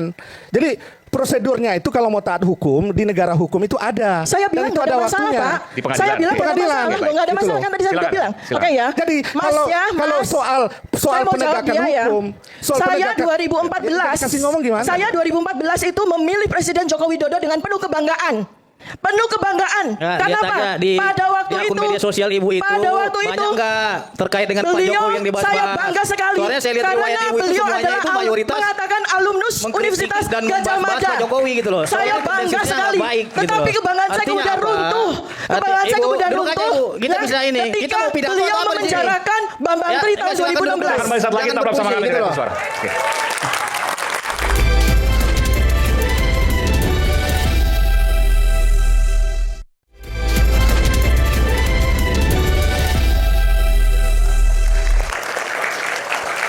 Kembali di Rakyat Bersuara, sesi terakhir saya akan berikan kesempatan closing statement penutup pada Ibu Kurnia. Silakan Ibu Kurnia. Terima kasih Bang Aiman Wicaksono. Bang Aiman, saya ingin membuka closing statement ini dengan mengatakan supaya bangsa Indonesia tahu ya, bahwa dalam pertemuan saya dengan Bapak Joko Widodo, mantan Presiden Republik Indonesia di Solo itu, beliau selalu menyampaikan siapa yang mendalilkan, dia yang membuktikan. Ya, saya kira itu dalil yang tidak bisa kita bantah dan itu benar. Benar untuk mungkin hukum perdata. Dumas yang kami layangkan itu condong kepada hukum pidana.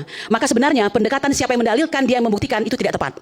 Ada sebuah dalil ya yang bernama negativa non sun probanda, di mana pembuktiannya itu adalah pembuktian negatif, yang artinya beban pembuktian itu dibebankan kepada mereka yang kami tanyakan tersebut. Bagaimana caranya? Sangat mudah. Beliau menunjukkan sertifikat atau ijazah yang asli tersebut, lalu kami menunjukkan tanda-tanda ketidakaslian tersebut, dan beliau menunjukkan bahwa itu adalah asli.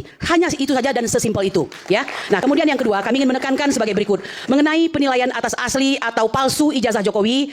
Walaupun kami tahu ini berat, ini tetap harus dibawa ke pengadilan dengan membuka kembali penyelidikan oleh tim penyidik pada subdit Ditribidum yang netral. Jadi sebentar, Ibu justru mendukung bahwa ini prosesnya terus berjalan sampai ke pengadilan. Apa boleh buat? Jika ternyata gelar perkara gelar perkara khusus itu tidak dilakukan sebagaimana yang diharapkan dan sesuai dengan aturan. Ya, kami bukan orang yang takut menuju pengadilan dengan catatan bahwa kami layak untuk ke sana. Bahkan kami ini sebenarnya dilaporkan pun tidak layak. Saya sedang melaksanakan tugas saya. Apakah saya katakan tadi ingin bersama-sama melanggar hukum, sedangkan undang-undang itu ada di atas daripada Polri itu sendiri, ya. Yang kedua saya lanjutkan terkait pengaduan fitnah di Polda. Kami mengharapkan agar penyidik Kamnek segera menyita ijazah S1 Fakultas Kehutanan UGM dan bukti-bukti surat lainnya yang saat ini diambil kembali oleh Saudara Joko Widodo sebelum pengumuman tentang hasil asli palsu daripada ijazah tersebut atau otentik atau tidak otentiknya itu. Kemudian yang ketiga, kami ingin menyimpulkan bahwa penyelidik Bareskrim Polri belum cukup untuk memastikan ijazah Jokowi asli, apalagi penyelidik Bareskrim tidak transparan. Dan kemudian segera membuka kembali penyelidikan LPTPUA dan dilakukan gelar perkara khusus. Saya ingin menambahkan satu hal. Selama saya mengikuti klarifikasi, Walaupun klarifikasi ini tidak dikenal dalam hukum acara pidana ya, saya lakukan. Mengapa? Karena saya paham yang saya hadapi ini adalah suatu institusi yang sangat berkuasa di Indonesia. Ya, saya mengatakan ini dengan hati yang sangat perih. Bagaimana kami sesama integrated criminal justice system satunya bisa membawahi kami dalam hal ini? Saya jawab semua. Sampai 2 kali pertemuan, hampir 11 jam, ya. Karena saya tidak ingin ruang-ruang kosong itu diisi oleh suatu keterangan yang mungkin saja negatif tentang saya, begitu. Bung Aiman, kami menggantungkan harapan kepada Kepolisian Republik Indonesia. Oleh karena itu patut disimak apa yang disampaikan oleh Bapak Dino Patijalal yang memberikan 3 saran kepada Polri. 1 diantaranya, Polri harus paham posisi dia di dalam sejarah Republik Indonesia ini. Ya, selain dia sebagai polisi yang paling kuat di Asia Tenggara, dia pun terkuat di antara seluruh elemen-elemen bangsa lainnya, baik itu TNI, baik itu BI, diplomat, bahkan juga DPR, KPK, dan semuanya dia terkuat. Mengapa? Karena mereka sebagai nexus atau titik daripada lintas semua arus besar yang ada di Republik ini. Yang kedua, hendaknya Polri itu menjadi semacam solusi bagi bangsa ini. Jadi jangan menjadi penambah masalah atau tidak netral di dalam proses daripada hukum. Dan yang ketiga, semoga kami berharap bahwa Polri menjadi nation builder yang membangun bangsa ini. Tidak setia hanya kepada satu orang yang mungkin saja kekuasaannya bisa hapus dan hilang kapanpun juga. Ya, demikian. Terima kasih. Assalamualaikum warahmatullahi wabarakatuh. Oke. Ya, nanti Pak. Silakan. Ya. Ya, dari pernyataan tadi saya kira apa yang terjadi saat ini. Mau menanggapi dulu mungkin apa yang ya. Ya. Menanggapi Ibu siapa? Kurnia. Ya. Ya, saya kira karena ini adalah masalah hukum, tentu kita serahkan pada hukum. Ya, hormati masalah hukum. Kemudian jika memang ada yang tidak sesuai dengan mungkin di dalam pandangannya atau pendapatnya, ya lakukan upaya hukum. Dan sekarang kan sudah melakukan laporan ke Biro Wasidik Polri ya, dan itu akan ditindaklanjuti ya. Kemudian yang kita harapkan adalah sebetulnya sebagai masyarakat boleh menyampaikan pendapat sama siapapun boleh. Menyampaikan pandangan boleh, karena itu memang dilindungi oleh demokrasi ya dia. Namun demikian jangan sampai pandangan itu atau pendapat itu menyinggung atau menyebarkan fitnah kepada orang lain. Saya kira bukan hanya kepada Pak Jokowi, saya sendiri pun juga kalau dipitnah pasti akan sakit hati. Dan saya kira ini akan menjadi pengalaman untuk kita semua untuk berhati-hati di dalam menyampaikan sesuatu, jangan sampai menyakiti orang lain. Saya kira demikian. Oke, baik. Bismillahirrahmanirrahim. Bung Aiman, saya minta waktu untuk menyampaikan sebuah hadis yang relevan sekali dengan hiruk-pikuk bangsa kita. Bismillahirrahmanirrahim. Sayati 'alan nasi sanawatun khadda'atun yusaddiquna fihal kadhib wa yukadzibuna fihas shadiq wa yu'tamanu fihal kha'in wa yukhawanu fihal amin wa yantiqu fiha ruwaibidah. Qila fama ruwaibidah? Qala ar-rajulu tafi fi amril amma. Nabi kita Muhammad sallallahu alaihi wasallam bersabda, kala akan datang tahun-tahun penuh kebohongan, tahun-tahun penuh tipu daya, tahun-tahun penuh dengan fitnah. Yang bohong dianggap jujur, yang jujur dianggap bohong. Yang khianat diberi amanah, yang amanah dianggap khianat. Lalu ketika itu akan ada ruwaibidah natik berbicara. Kemudian para sahabat bertanya, karena istilah ruwaibidah itu belum dikenal para sahabat kita itu. Apa itu ruwaibidah ya Rasulullah? Rasulullah menjawab, at-tafihu ar-rijalu tafi fi amril amma. Orang-orang bodoh yang bicara kepentingan publik, bicara urusan publik, yang dia menipu publik dengan berbagai sarana yang ada. Saya mau bicara tentang soal jangan menyakiti orang lain. Bahkan lebih tinggi derajatnya daripada menyakiti orang lain. Jangan menyakiti rakyat. Kalau hari ini kritik ijazah saudara Joko Widodo dianggap menyakiti saudara Joko Widodo, baik kami terima. Karena itu fokus saja pasalnya 310 KUHP dan 311 KUHP. Jangan diseludupkan pasal 35 Undang-Undang ITE, jangan diseludupkan pasal 32 ITE. Yang kedua, kalau memang saudara Joko Widodo merasa tersinggung, bagaimana dengan rakyat yang hari ini sudah sekian kali dibohongi? Mobil SMK 11.000 triliun, anak-anakku tidak ikut politik, tidak ada import, dan seterusnya. Apakah rakyat tidak sakit hati? Coba lihat ekonomi kita hari ini. Apakah dalam periode ini ada kebaikan di negeri ini sehingga rakyat boleh merasa bahagia? Kalau ada yang bahagia dengan alokasi anggaran dari saudara Joko Widodo, silahkan. Tetapi hak rakyat juga kalau merasa terzolimi. Dan memang faktanya, saya pun merasa terzolimi. Dan jangan katakan orang yang sedang berjuang melawan kezoliman, melawan kebohongan, itu sebagai menyakiti. Harusnya bertanya, apa yang telah kau lakukan pada rakyatmu sehingga rakyatmu sakit? Pak Jokowi, kalau melihat ini, tolong apa yang kau lakukan pada rakyatmu, bangsamu, sehingga urusan yang sepele hanya menunjukkan selembar ijazah, kau tidak lakukan, kau tidak punya sikap negarawan, lebih memilih proses hukum, dan ingin mengambil pilihan memenjarakan seorang ibu yang punya anak hanya demi kepuasan, bahwa semua harus diselesaikan secara hukum. Saya masuk yang kedua. Tadi pendekatan subjektif, yang kedua pendekatan subjektif. Sebenarnya pendekatan subjektif ini kekesuruhan bisa selesai dengan subjektivitas seorang Joko Widodo. Manakala dia punya sikap kebangsaan, kenegarawanan, Melihat persoalan ini lebih besar dan aspek hukum bisa dikesampingkan karena ada persoalan moral, kepercayaan publik. Tidak mau anak bangsa teradu domba dengan persoalan ini. Kenapa? Karena kalau proses hukum akan ada banding, kasasi, ini lama. Proses itu sederhana, subjektivitas seorang Joko Widodo untuk menunjukkan ijazah aslinya kepada publik dan selesai. Dan karena sampai hari ini saudara Joko Widodo tidak kunjung menunjukkan ijazah itu kepada publik, maka patut diduga saudara Joko Widodo memang menginginkan bangsa ini terus terbelah, mengadu domba di antara rakyat, dan memang ingin memenjarakan rakyatnya di tengah legasi yang dia merasa sudah berbakti pada rakyatnya selama 10 tahun. Ingat, 10 tahun itu hilang hanya karena dia memenjarakan rakyat. Dan terakhir, apakah dengan memenjarakan rakyatnya urusan ini selesai? Ada presiden, Bambang Trimulyono dan Gus Dur sudah dipenjara.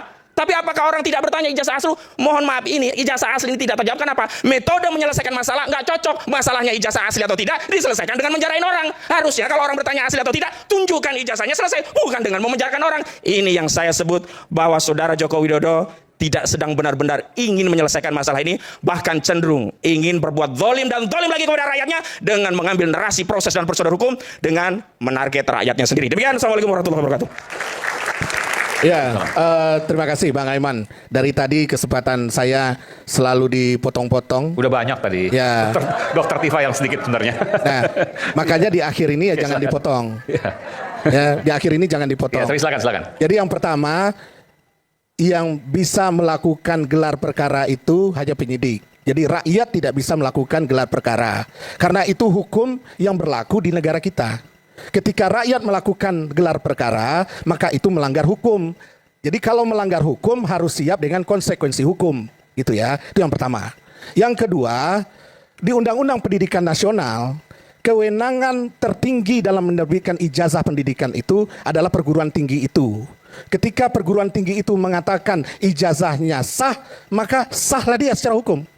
Jadi kalau ada rakyat yang mempersoalkan terus dan nyinyir soal itu, maka itu nanti jatuhnya ke pencemaran nama baik. Siap-siap saja proses hukumnya berjalan soal pencemaran nama baik, Undang-Undang ITE, ya siap. Karena undang-undang peraturan negara kita mengatur begitu. Jadi jangan nyinyir, jangan kemudian meratap-ratap begitu loh.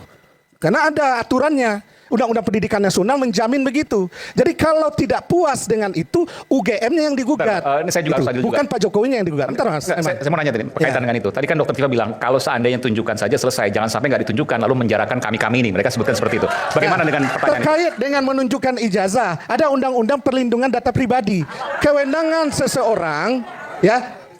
seseorang, kapan dia mau menunjukkan datanya atau tidak. Ada waktunya. Gitu loh. Jadi tidak boleh didorong-dorong, didesak-desak. Memangnya ini negara yang tidak mengerti hukum. Gitu loh. Jadi sabar saja. Sabar saja, ada waktunya kapan dokumen-dokumen itu bisa ditunjukkan. Gitu. Karena ada perlindungan, ada undang-undangnya yang mengatur tentang perlindungan data pribadi. Gitu. Jadi nggak bisa rakyat dorong-dorong. Jadi harus mengerti hukum juga kita ini. Itu yang ketiga. Terakhir penutup. Penutup adalah jangan ketika kita mengatakan ayo taat hukum, tapi diam-diam melanggar hukum. Itu juga nggak benar. Kalau memang semua taat hukum, serahkan ke penyidik. Jangan kemudian buka panggung publik yang mempersoalkan penyidik. Itu namanya nggak taat hukum juga, gitu loh. Jadi kalau memang kita taat hukum, ayo kita taat hukum. Serahkan prosedurnya di hukum, berjuanglah di hukum, tunjukkan bukti-buktinya di hukum, di ranah hukum. Itu jangan membuka forum-forum yang trial by media, trial by publik, itu juga melanggar hukum. Oke, baik. Itu. Baik, Terima kasih. cukup. Oke, Dokter Tifa, silakan. Ya. Bismillahirrahmanirrahim. Saya bicara sebagai seorang dokter, saya bicara sebagai seorang perempuan, sebagai seorang ibu. Saya sangat prihatin dengan kondisi Presiden Joko Widodo yang ditulis di CNN Indonesia, sebuah media yang sangat kredibel, tanggal 3 Juni 2025. Di situ dikatakan bahwa Presiden ke-7 Joko Widodo absen dalam upacara peringatan Hari Lahir Pancasila karena tengah mengidap penyakit kulit. Ini disampaikan oleh ajudan Joko Widodo sendiri, Kompol Syarif Fitriansyah, yang mengatakan Presiden Joko Widodo menerima undangan untuk mengikuti upacara Hari Kesaktian Pancasila, namun tidak bisa hadir karena mengalami penyakit kulit. Jadi dengan ini saya sampaikan, saya sangat prihatin sebagai dokter, mudah-mudahan beliau bisa sembuh seperti sedia kala. Dan menurut saya, kalau sebagai dokter saya melihat kondisi beliau ketika di video di media, saya melihat bahwa beliau itu stres sekali. Jadi untuk mengatasi hal itu saya mohon dengan ini Pak Joko Widodo supaya Anda tidak stres berkepanjangan, supaya Anda tidak terus-menerus mengalami penyakit kulit, maka mohon Bapak bukalah itu dokumen ijazah asli, maka kami akan bisa menerimanya dengan senang hati. Seandainya oleh karena itu Bapak memiliki ijazah asli dan kemudian akan menunjukkan kepada kami rakyat 280 juta rakyat, lalu saya Dr. Tifa, seorang ibu, seorang perempuan, karena kesalahan saya melakukan dugaan bahwa ada ijazah palsu, lalu saya kemudian akan dituntut dengan pasal 310, 311, lalu kemudian saya akan dipenjara. Karena itu saya ikhlas. Saya ikhlas menjadi sebuah pendidikan yang baik bagi rakyat. Saya taat hukum. Saya ibu, saya perempuan, tetapi kalau saya melakukan kesalahan, telah memfitnah atau mencemarkan nama baik seseorang yang ternyata dia punya ijazah asli dan saya dianggap salah, saya taat hukum. Terima kasih. Assalamualaikum warahmatullahi wabarakatuh. Waalaikumsalam warahmatullahi wabarakatuh. Silakan Bung Pitra. Baik, terima kasih Bung Aiman. Yang pertama, semoga malaikat lewat malam ini dan mengaminkan doa dan permintaan daripada Mbak Tipa yang mengatakan saya ikhlas di penjara gitu kan. Jadi perkataan juga adalah doa gitu. Terus yang kedua, saya ingin sampaikan terhadap perkara ini, saya sudah sampaikan ada yang namanya adagium asas actori incambit onus probandi dalam hukum pidana. Kalau dalam hukum perdata itu asas actori incambit probatio, yang artinya siapa yang menuntut dialah yang membuktikan. Nah, di dalam konteks ini kan teman-teman ini yang menuntut. Terus setelah dituntut balik meminta untuk diperlihatkan ijazahnya gitu. Ini kan sangat aneh sekali cara berpikirnya seperti itu. Mereka menuduh ijazah seseorang itu palsu, tapi mereka sendiri tidak memperoleh ijazahnya yang asli. Jadi saya kira itu harus dipikirkan lagi ya, khususnya kepada teman-teman ini. Apabila kita telah melakukan tuduhan terhadap seseorang, tentu kita sudah memiliki suatu bukti. Contohnya, kita menuduh seseorang melakukan pencurian, tentu kita sudah memiliki bukti dia melakukan pencurian. Jadi terhadap kasus ini, Bung Aiman, saya ingin menyanyikan lagu Batak yang berjudul Saya Anju Maau. Apa artinya itu? Nyanyi seperti ini. Molo adong nasalang manang nahurang pambaenatki. Saya anju maau, Bapak Jokowi. Nah, artinya apa? Jika ada yang salah di dalam diriku, maafkanlah daku. Itu lebih elegan, gitu loh. Artinya, laporan pengaduan ini, Bung Aiman, telah dihentikan oleh Bareskrim Mabes Polri yang membuktikan bahwasanya tuduhan ijazah palsu tersebut telah terpatahkan. Sehingga berbalik, perbuatan pidana yang menuduhkan ijazah palsu ini adalah perbuatan pidana yang paling sempurna terkait dengan fitnah dan pencemaran nama baiknya. Saya kira seorang Joko Widodo, mantan presiden yang kita banggakan dan kita cintai seluruh rakyat Indonesia ini, ya, tidak akan melakukan suatu respon apabila dirinya tidak merasa diinjak-injak sehina-hinanya. Ya kan? Dia dilaporin kemarin, sudahlah ada api, sampai datang loh beliau ke Bareskrim Mabes Polri. Padahal beliau ini punya sejarah di Republik ini sebagai mantan presiden sudah 2 periode. Seorang mantan presiden datang ke Bareskrim Mabes Polri, saya kira itu adalah hal yang luar biasa. Beliau menunjukkan bahwasanya dirinya adalah orang yang taat hukum sebagai warga negara yang baik. Nah, jadi dalam kasus ini ada sebuah adagium yang mengatakan nullum crimen nulla puna sine lege, yang artinya hukuman pidana tidak dapat dijatuhkan terhadap tindakan suatu dugaan kejahatan yang tidak diatur dalam undang-undang. Menelisik adagium tersebut, kita menuduhkan perbuatan ijazah palsu adalah kejahatan, tapi kita sendiri tidak bisa membuktikan yang palsu itu di mana gitu loh. Perbuatan pidana itu di mana gitu. Sehingga konsekuensi logis daripada perbuatan kita itu harus dipertanggungjawabkan secara hukum. Nah, Pak Jokowi membawa laporan polisi ke Polda Metro Jaya. Saya kira ini bagus buat Mas Roy, Dr. Tipa, dan kawan-kawan untuk membuktikan ini loh Pak polisi ijazah palsunya gitu. Tinggal dikasih aja penyidik. Nanti penyidik akan melakukan penyitaan, baik itu ijazahnya Pak Jokowi, ya, baik itu bukti yang diajukan oleh teman-teman terlapor, sehingga ini terang benderang. Nah, konteks tadi terkait dengan gelar perkara terbuka itu tidak ada diatur di dalam KUHP maupun Perkapolri nomor 6 tahun 2019. Adanya itu hanya gelar perkara biasa dan khusus. Nah, kekhususan itu tadilah teman-teman meminta kepada Karwasidik untuk dilakukan gelar perkara khusus agar diundang nih para pihak. Dan itu hanya terbuka untuk terbatas gitu loh. Nah, maka dari itu saya minta sudahlah akhiri pertikaian ini. Kalau memang ada kesalahan, minta maaf saja. Itu hal yang baik. Siapa minta maaf? Karena Tuhan saja memaafkan hambanya gitu loh. Jadi kalau memang sumpah ada permintaan maaf, saya kira Pak Jokowi pasti sebagai negarawan akan memaafkan. Mas Roy, Dr. Tifa, kalau minta maaf Pak Jokowi akan memaafkan gitu. Oh iya tentu dong. Oke. Terima kasih Mas Aiman. Satu hal yang bisa kita pelajari dari sini itu adalah kata kejujuran dan kenegarawanan. Bumi makin goncang-ganjing karena ada seseorang yang tidak jujur di dalam menjalankan haknya. Dia selalu menuntut haknya, tapi dia tidak pernah menunjukkan kewajibannya. Dan seseorang itu digambarkan dengan tadi. Hanya orang itu dan para pembelanya yang tidak jujur. Sudah jelas-jelas Komisaris Polisi Syarif Muhammad Fitriansyah mengatakan dia absen karena kulitnya menjadi hitam-hitam karena sakit kulit. Tapi kita dengar hoax beberapa menit yang lalu, katanya sehat-sehat saja kata pendukungnya tadi. Ya, itu sudah jelas hoax, sudah jelas bohong, ditampilkan di depan iNews dengan sangat terbuka. Apalagi tadi para ahli hukum yang kita hormati harusnya mengerti bahwa undang-undang itu, Mas Aiman dan seluruh masyarakat, dibuat untuk ketertiban masyarakat, bukan untuk mempidanakan rakyat.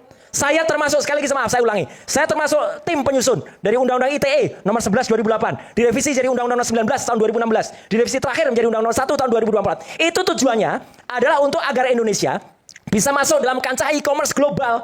Kalau tidak, kita akan terpinggirkan. Maka itu nama dulunya adalah Undang-Undang Informasi dan Transaksi Elektronik. Ada pasal 32 dan pasal 35. Tujuannya adalah orang tidak mengirimkan bukti elektronik kemudian direkayasa. Tapi pasal itu Mas Aiman, yang pidananya 8 tahun dan 12 tahun, itu dipaksakan kepada Dr. Tifa, dipaksakan kepada Bu Kurnia, dipaksakan kepada saya, dipaksakan kepada Dr. Resmond. Padahal tidak ada bukti elektroniknya, nggak ada yang mau dikarak-karak. Tapi kalau itu dimasukkan, diselundupkan Mas Aiman, itu tiba-tiba ada penyidik yang nanti bisa kemudian langsung mempidanakan. Itu jahat sekali. Nah, maka sekali lagi, kita tirulah saja kebesaran hati, kejujuran dari sosok Bathara Guru ini. Yang dulu, Bathara Guru, 8 tahun yang lalu itu masih hehehe karena dia dianggap pembimbing skripsi. Tapi terakhir bingung, direvisi. Bukan pembimbing skripsi, tapi pembimbing akademik. Terakhir setelah dilihat, dia ternyata adalah masih asdos, asisten dosen. Jadi nggak bisa bimbing skripsi, Mas Aiman dan seluruh rakyat Indonesia. Terima kasih Pak Bathara Kasmujo, ya. Anda telah menunjukkan kejujuran. Tunjukkanlah kejujuran kepada mahasiswamu itu, yang katanya itu mahasiswamu. Ya ini, jangan bohong Le. Hidupmu nggak akan lama lagi karena setiap orang di Indonesia itu pasti akan ada riwayat umurnya. Tapi makanya sekali lagi, moga-moga pelajaran penting ini menjadi milik kita bersama Mas Aiman. Orang Indonesia harus mempertahankan kejujurannya, bukan keserakahannya dan keegoian. Bumi goncang-ganjing, langit gelap-gelap, tajam kayon. Baik, terima kasih pada para narasumber.